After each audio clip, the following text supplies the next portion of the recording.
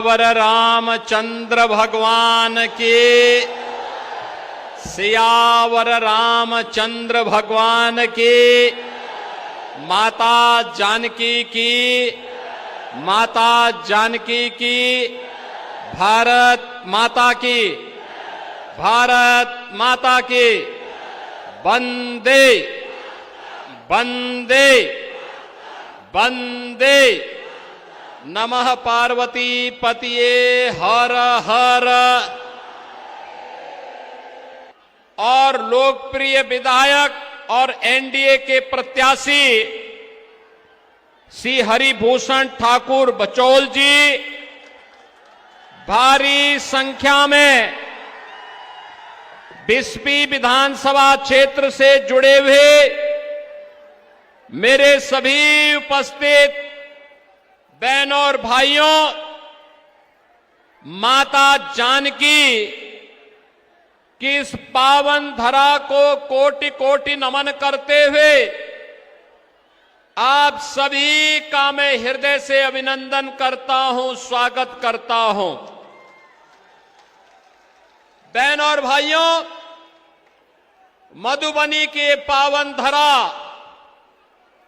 महाकवि कालिदास की पावन धरा है। इस धरा ने विद्यापति और वाचस्पति जैसे विद्वान साहित्यकारों को जन्म दिया है। मधुबनी की पेंटिंग तो अयोध्या में जब भगवान राम का मंदिर बन रहा था, वहां के इंटरनेशनल एयरपोर्ट पर अगर कोई पेंटिंग लगी है तो मधुबनी की पेंटिंग है, मधुबनी की। और प्रधानमंत्री जी भी जब दुनिया के अंदर किसी देश में जाते हैं तो पेंटिंग देनी होती है, तो हमारे मधुबनी की ही पेंटिंग को राष्ट्राध्यक्षों को भेंट देकर के बिहार को सम्मान प्रदान करते हैं। बहनों और भाइयों, एक गौरवशाली अतीत के आप वारिस हैं।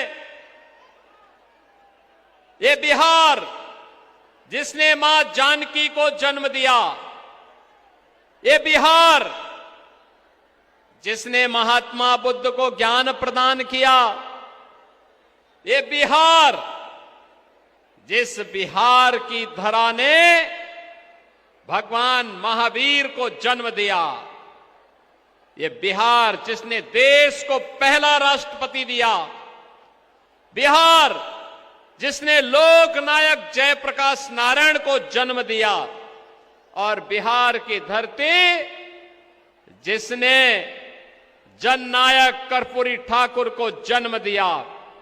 ऐसी पावन धरा जिस बिहार ने भारत के स्वर्ण युग को लाने का काम चंद्रगुप्त मौर्य और चाणक्य की जोड़ी ने भारत के स्वर्ण युग को लाने का कार्य किया हो, वह बिहार, आज उस बिहार में विधानसभा के चुनाव चल रहे हैं। बहनों और भाइयों, एनडीए को भी और महागठबंधन को भी आपने जांचा है, परखा है। बहनों और भाइयों, दोनों का अपना इतिहास है, अपनी कार्य पद्धति है। एनडीए मोदी जी के मार्गदर्शन और नेतृत्व में बिहार के अंदर नीतीश बाबू के नेतृत्व में पिछले 20 वर्ष में सुशासन की सुदृढ़ नींव देने का काम की है। बिहार में बहनों और भाइयों, इन 20 वर्षों के अंदर बिहार के अंदर विकास और सुशासन की एक सुदृढ़ नींव स्थापित हुई है। आज बिहार के अंदर सड़क है, बिजली है, पानी है, बिहार के अंदर रेलवे की बेहतर कनेक्टिविटी है। आज बिहार के अंदर इनलैंड वाटरवे की सुविधा यानी जल मार्ग की सुविधा भी गंगा जी के ऊपर आ गई है। और अब पटना में मेट्रो का संचालन भी हो गया है। बहनों और भाइयों, आज के बिहार में एनआईटी भी है, आईआईटी भी है, आईएम भी है, एम्स भी है, इंजीनियरिंग कॉलेजेस और मेडिकल कॉलेजेस की एक लंबी श्रृंखला भी बिहार में है। अब बिहार सुशासन और विकास की सुदृढ़ नींव पर एक स्वर्णिम और समृद्ध बिहार बनने की ओर अग्रसर हो रहा है और उसी स्वर्णिम और समृद्ध बिहार के लिए चुनाव वर्तमान में चल रहे हैं।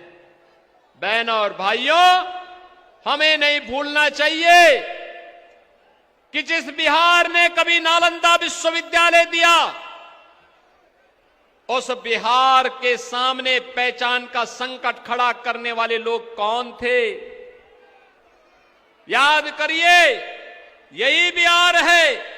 नालंदा विश्वविद्यालय के माध्यम से कहते हैं हजारों स्नातक प्रतिवर्ष स्नातक की डिग्री पास करके बिहार की नालंदा विश्वविद्यालय से देश और दुनिया में जाते थे।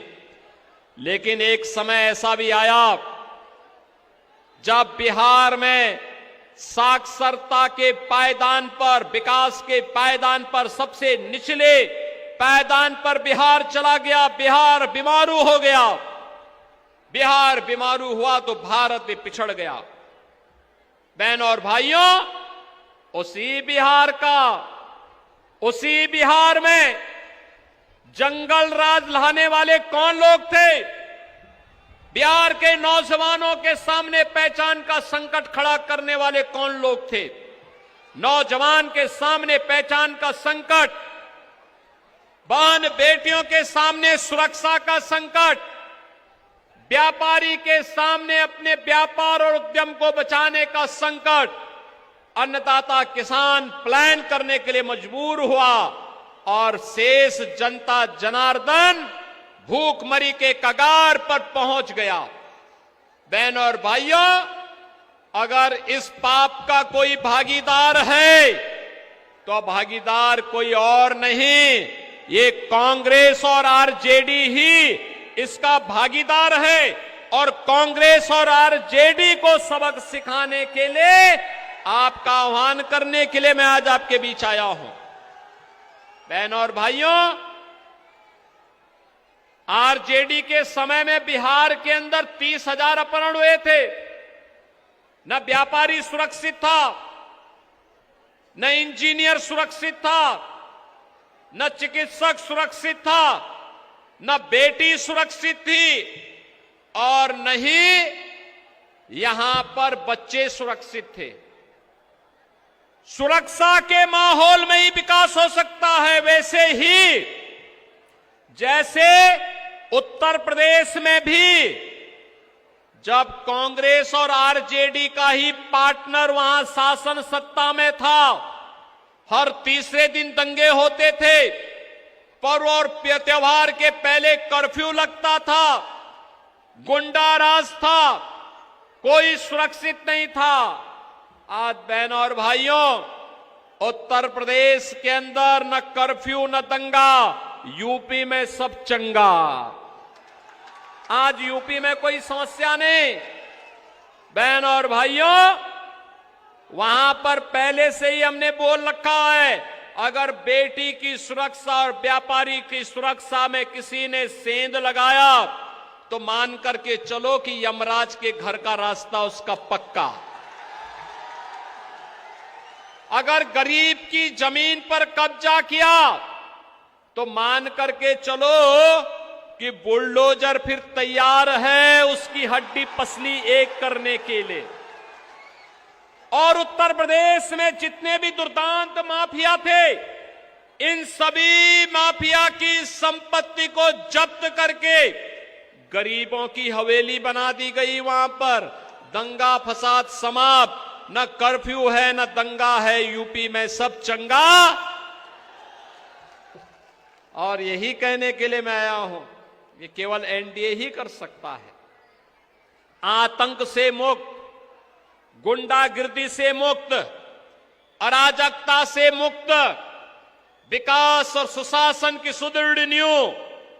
आपने देखा होगा ये कांग्रेस और आरजेडी के लोग जब अयोध्या में राम मंदिर का आंदोलन चल रहा था, राम भक्त नारा लगाता था, रामलला हम आएंगे, मंदिर वहीं बनाएंगे, बोलते थे ना। कांग्रेस के लोग क्या कहते थे? कहते थे मंदिर कभी नहीं बना पाओगे। आरजेडी के लोग राम मंदिर का रथ रोकते थे। कांग्रेस के लोग सुप्रीम कोर्ट में जाकर के खिलाफ पैरवी करते थे और कहते थे राम हुए ही नहीं।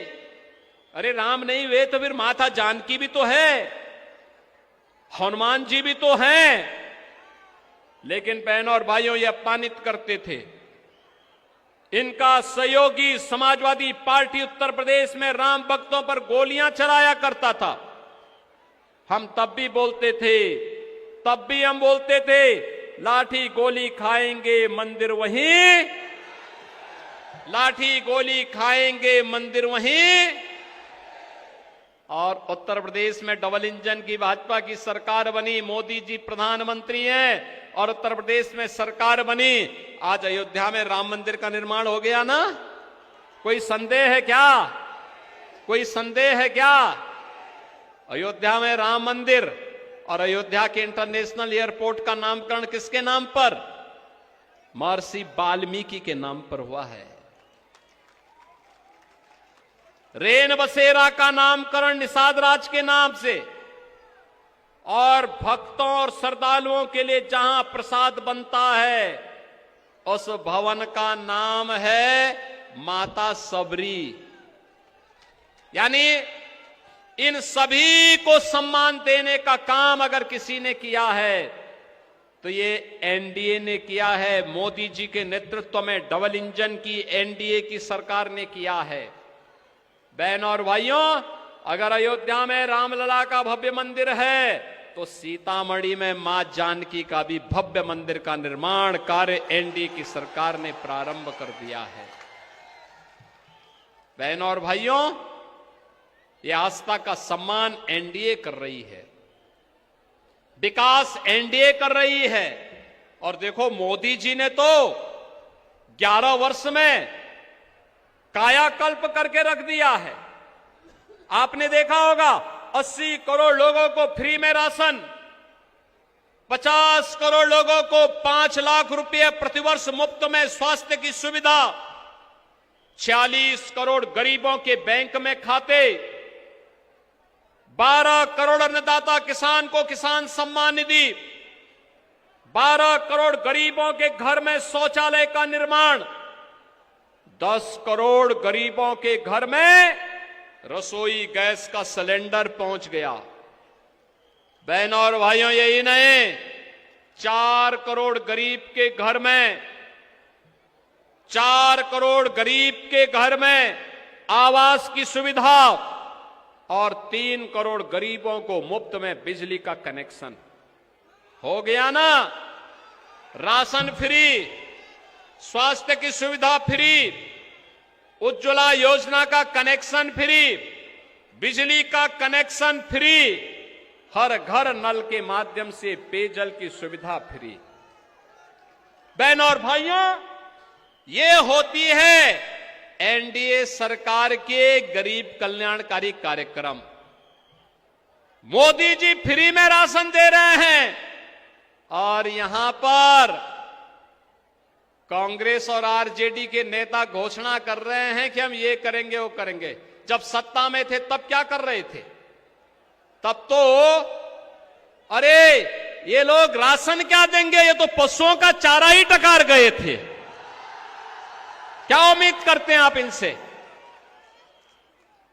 याद करिए, ये रसोई गैस का सिलेंडर कांग्रेस की सरकार के समय 50,000 में ब्लैक होता था, मोदी जी ने फ्री में दे दिया। बहनों और भाइयों, कार्य करने के लिए इच्छा शक्ति होनी चाहिए। ये कांग्रेस आरजेडी अराजकता की प्रतीक है, जंगल राज की प्रतीक है, गुंडागिर्दी की प्रतीक है। इन्हें दोबारा सत्ता में आने नहीं देना है, अन्यथा आने वाली पीढ़ियां हमेशा कोसेंगी। ये बिहार को फिर से जंगल राज की ओर ले जाने का कुत्सित प्रयास करेंगे। हमें डबल इंजन की एनडीए की सरकार बिहार के अंदर फिर से चाहिए और इसी के लिए आपसे अपील करने के लिए हम लोग आए हैं। बहनों और भाइयों, एनडीए ने श्री हरिभूषण ठाकुर बचौल जी को, जो आपके लोकप्रिय प्रत्याशी हैं और यहां के लोकप्रिय विधायक भी हैं, इनको अपना प्रत्याशी बना करके आपके बीच उतारा है।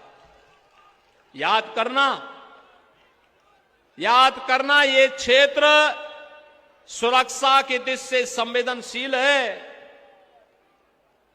घुसपैठियों की लॉन्चिंग पैड मत बनने दीजिए। आरजेडी और कांग्रेस उसी फिराक में है। उन घुसपैठियों को घुसा करके आपके अधिकारों को छीन लेंगे, फिर से उसको हड़प लेंगे। एक गरीब देखता रह जाएगा, घुसपैठिया सब हजम कर जाएगा। आपकी जमीन पर, आपके जायदाद पर, आपके राशन कार्ड पर कांग्रेस और आरजेडी की टेढ़ी निगाहें लगी हुई हैं। इनको दोबारा आने का अवसर नहीं देना है और इसीलिए आपका आह्वान करने के लिए मैं आया हूं। मैं तो आप सबसे कहूंगा, आपका संकल्प होना चाहिए कि जो राम का नहीं वो हमारे किसी काम का नहीं।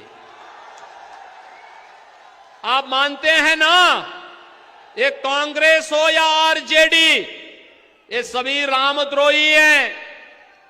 आप सोचो इनका आचरण क्या है। अभी परसों ही वंदे मातरम जो भारत का राष्ट्रीय गीत है, राष्ट्रीय गीत के 150 वर्ष हुए हैं और 150 वर्ष पूर्ण होने पर समारोह हो रहा था, कांग्रेस विरोध कर रही थी।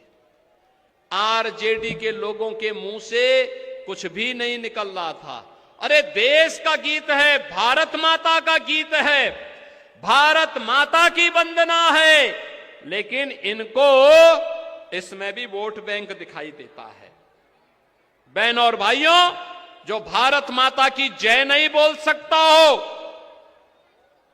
जो भारत माता की जय न बोल सकता हो, जो भगवान राम का विरोध करता हो, जो मां जानकी का विरोध करता हो, क्या उसको वोट देना चाहिए? क्या उसको हम वोट देके पाप का भागीदार बनेंगे क्या?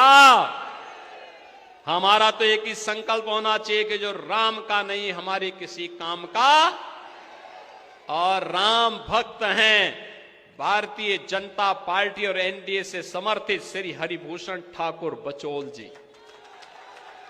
ये राम भक्त हैं, पक्के राम भक्त हैं। देखो उनके कपड़े देख लो ना, पूरा राम भक्त के कपड़े हैं और वे उसी रूप में आए हैं।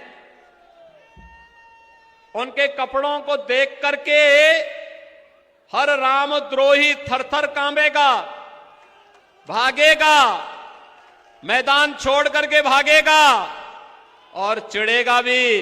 लेकिन उनकी चिंता किए बगैर 2020 में आपने अगर 15,000 से जिताया है, इस बार 50,000 से चुनाव जिता करके हरिभूषण ठाकुर को जिता करके भेजे।